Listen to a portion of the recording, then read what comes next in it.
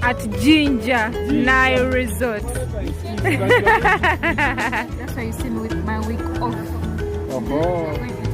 Okay. After that hot day at Usoko Falls, we are finally here at Jinja Nile Resort for a swim.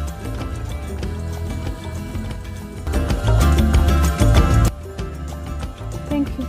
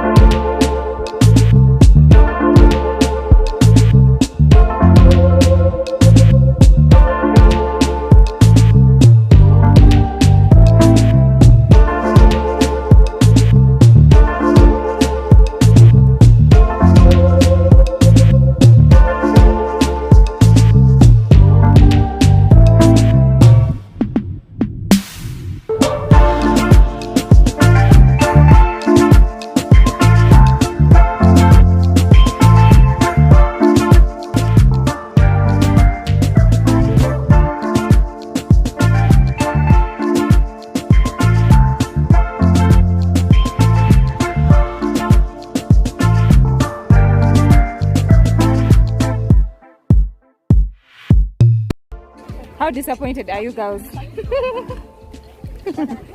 I can't tell.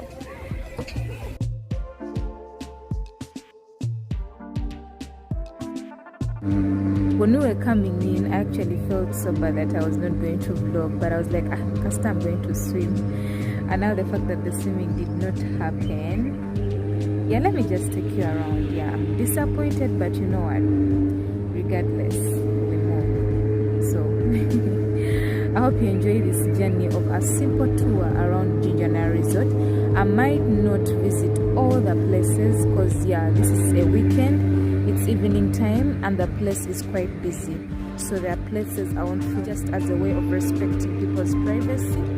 Yeah, you can't just go on filming everyone's face, you know, unless they're really comfortable with it. So I'll try as much as possible to bring you the content that you love, but still I'll make sure I don't encroach on anyone's privacy, you know. So this is what you see when you get in Jinja Nile Resort, Mada Hotels, Jinja Nile Resort. This place is so cool, like so cool. It's evening time.